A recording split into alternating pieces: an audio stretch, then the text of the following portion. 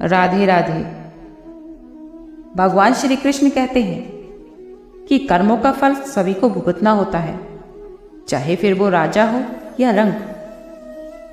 जो जैसे कर्म करता है उसको वैसा ही परिणाम मिलता है। कोई भी अपने कर्मों से भाग नहीं सकता, क्योंकि हमारे द्वारा किए गए कर्म हमारा पीछा कहीं नहीं छोड़ते। वो कहीं ना कहीं हमारे सामने आते ही हैं। जिंदगी में अच्छे और बुरे दिन आते रहते हैं। अच्छे दिनों में हम खुश होते हैं, आत्मविश्वास से भरे होते हैं, लेकिन जैसे ही मुश्किल समय आता है हमारे हौसले कमज़ोर पड़ने लगते हैं। यही तो वो समय होता है जब हमें खुद को और ज़्यादा मजबूत बनाने की ज़रूरत होती है। हर समस्या के साथ एक अवसर भी आता है और हर मुश्किल के साथ एक सीख भी। अगर आप उन कठिनाइयों का सामना करने से डरते हैं तो ये डर ही आपकी सबसे बड़ी कमजोरी बन सकता है। डर हमें कमजोर बनाता है, हमारे आत्मविश्वास को डगमगाता है। लेकिन याद रखें, कितनी भी कठिनाइयां क्यों ना हो, उन्हें पार करने का साहस ही हमें मजबूत बनाता है।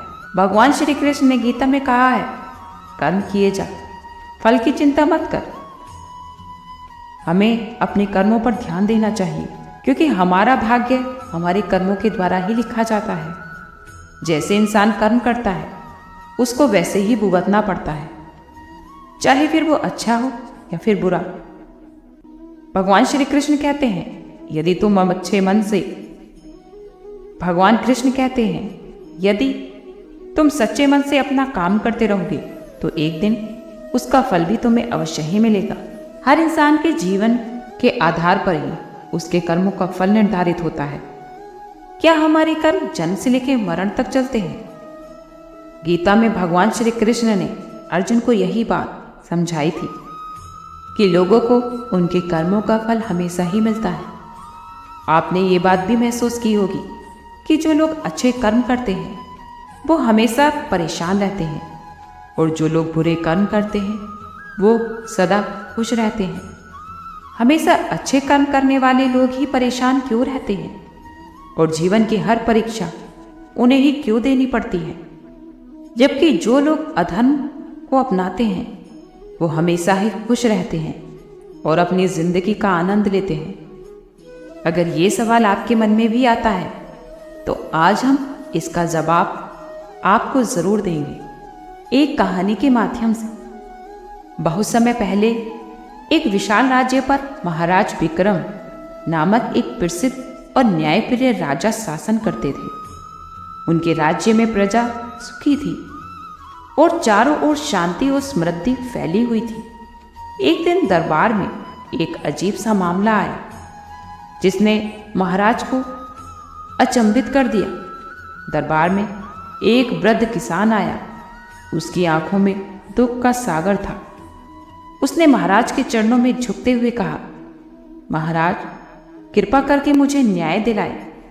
मैं एक मेहनती किसान हूँ, लेकिन मेरे साथ हमेशा दुर्भाग्य ही होता है। मेरी फसलें बर्बाद हो जाती हैं, मेरा परिवार बीमार रहता है, और हर बार जब मैं सुखी होने की कोशिश करता हूँ तो किसी न किसी कारण मेरी खुशियाँ मुझसे छिन जाती हैं। मैंने कभी किसी का बुरा नहीं किया, फिर भी मुझे इतने कष्ट क्यों मिल रहे हैं? महाराज ने उनकी बातों को ध्यान से सुना और फिर अपने दरबार के सबसे अनुभवी मंत्री से इस रहस्यमय समस्या का समाधान निकालने के लिए कहा।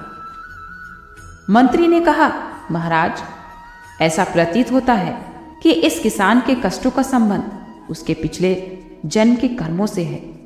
हमें इसका समाधान खोजने के लिए कुछ गहरी साधना करनी होगी। महाराज विक्रम ने एक प्रसिद्ध महर्षि को बुलवाया जो कर्म और पुनर्जन्म के विशेषज्ञ थे। महर्षि ने किसान की समस्या को सुना और गहरे ध्यान में लीन हो गए। कुछ समय बाद उन्होंने अपनी आंखें खोली और कहा, यह किसान पिछले जन्म में एक धनी और शक्तिशाली व्यापारी था। उसने अपने घमंड और लोभ के कारण कई निर्दोष लोगों के साथ बुरा व्यवहार किया था। उसने गरीबों का शोषण किया और ज़रूरतमंदों की मदद करने की बजाय उनसे ठगी की। यही कारण है कि इस जन्म में इसे कष्टों का सामना करना पड़ रहा है। महर्षि ने किसान को पिछले जन्म की कहानी सुनाई। पिछले जन्म में वह एक महान व्यापारी था जिसका नाम ध्रुवसेन था। ध्रुवसेन के पास बहुत धन और संपत्ति थी, लेकिन वह क्रूर और निर्दयी था। इसके पास जितना धन था उतनी ही अधिक लालच भी। उसने अपने धन के लिए गरीब किसानों को कर्ज दिया और फिर उनसे अत्यधिक ब्याज लिया। जब वे किसान कर्ज चुकाने में असमर्थ होते तो ध्रुवसेन उनके खेतों और संपत्तियों पर कब्जा कर लेता। उसने अपने जीवन में कई बुरे कर्म किए और अंततः एक दिन उसका अंत भी उसी क्रूरता के साथ हुआ। जब उसकी मृत्यु हुई तब उसकी आत्मा को यह एहसास हुआ कि उसने कितनी गलतियां की थी, लेकिन अपने जीवन के अंतिम क्षणों में उसने पश्चाताप किया और एक संत का आशीर्वाद प्राप्त किया जिसने उसे समझाया कि अगले जन्म में उसे अपने कर्मों का फल भुगतना पड़ेगा। किसान को यह सुनकर गहरा आघात लगा। उसने महर्षि के सामने सिर झुकाते हुए कहा, महर्षि, मैंने पिछले जन्म में कई पाप किए थे, लेकिन अब मुझे उन पापों का फल इस जन्म में भुगतना पड़ रहा है। क्या मैं इस कष्ट से छुटकारा पा सकता हूँ? महर्षि ने उत्तर दिया, हर कर्म का फल अवश्य ही भुगतना पड़ता है, लेकिन अच्छे कर्म वर्तमान और भविष्य को सुधारने में सहायक होते हैं। यदि तुम इस जन्म में सच्चे मन से मेहनत करोगे, दूसरों की सहायता करोगे और ईमानदारी का पालन करोगे, तो तुम अपने आने वाले जीवन को सुखमय बना सकते हो। किसान ने महर्षि की बातों को दिल से स्वीकार किया। उसने अपने गांव लौटकर एक नया जीवन शुरू किया। अब वह न केवल अपने परिवार की भलाई के लिए मेहनत करने लगा, बल्कि वह गांव के अन्य किसानों की भी मदद करने लगा।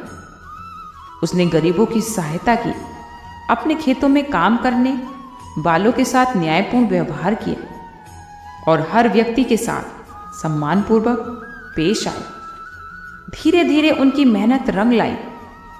उसकी फसलें अच्छी होने लगी और उनके पास धन और सुख की बरसात होने लगी। उन्होंने अपने ऊपर पुराने घमंड को हावी नहीं होने दिया। वह विनम्रता और सहनशीलता का प्रतीक बन गया। कुछ वर्षों बाद वही महर्षि गांव में वापस आए। उन्होंने देखा कि किसान एक सम्मानित और समृद्ध व्यक्ति बन चुका है। महर्षि ने किसान को आशीर्वाद दिया और कहा, तुमने ये साबित कर दिया कि कर्म का फल अटल है, लेकिन वर्तमान कर्मों में हम अपने भविष्य को बदल सकते हैं। तुम्हारे अच्छे कर्मों ने न केवल इस जन्म में तुम्हारा भाग्य सुधारा, बल्कि अगले जन्मों में भी तुम्हारे लिए सुखद परिस्थितियां उत्पन्न की। किसान ने महर्षि के चरणों में झुककर कृतज्ञता व्यक्त की। उसने यह प्रतिज्ञा की कि वह सदैव अच्छे कर्म करेगा और दूसरों की सहायता करता रहेगा। इस गहन कथा में हमें यही शिक्षा मिलती है कि पूर्व जन्म के कर्मों का फल हमें अवश्य भोगना पड़ता है। कर्म का सिद्धांत भी अटल है और जो कर्म हम करते हैं उनका प्रभाव हमारे जीवन पर भी पड़ता है। लेकिन यह भी सत्य है कि अच्छे और धर्मपूर्ण कर्म के द्वारा हम अपने भविष्य को सकारात्मक दिशा में मोड़ सकते हैं। इसलिए मनुष्य को सदैव धर्म और सच्चाई के मार्ग पर चलना चाहिए, क्योंकि उनके हर कर्म का परिणाम उनके जीवन को प्रतिफलित होता है। हमें इस जन्म में जन्म से लेकर मृत्यु तक जो कुछ भी मिलता है, ये हमारे पूर्व जन्म के कर्म ही हैं। जब हम पक्के आम खाने के बाद उसकी गुठली जमीन पर बोते हैं और उसे समय पर खाद पानी देते हैं, तो भी उसका फल हमें तुरंत नहीं मिलता। उसका फल कुछ समय पश्चात हमें गर्मी के मौसम में ही मिलता है, बस उसी प्रकार हमारे कर्मों के फलों का भी हिसाब होता है, जो हमें तुरंत नहीं मिलता।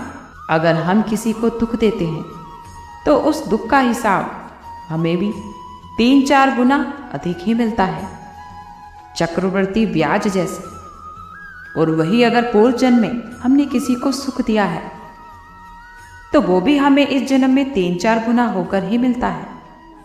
इस जन्म में मिलने वाले सुख दुख को देखकर हमें ये समझना चाहिए कि जैसा हमने कर्म किया हमें वैसे ही फल मिल रहा है, क्योंकि जैसा बोते हैं वैसा ही तो काटने को मिलता है। इसीलिए हमेशा अपनी कर्मों को अच्छा बनाएं। कोशिश करें कि हमेशा आप बुरे कर्मों से दूर रहें और अच्छे कर्म करते रहें। आज के लिए इतना ही। कल फिर मिलते हैं एक नई वीडियो के साथ। खुश रहिए, स्वस्थ रहिए।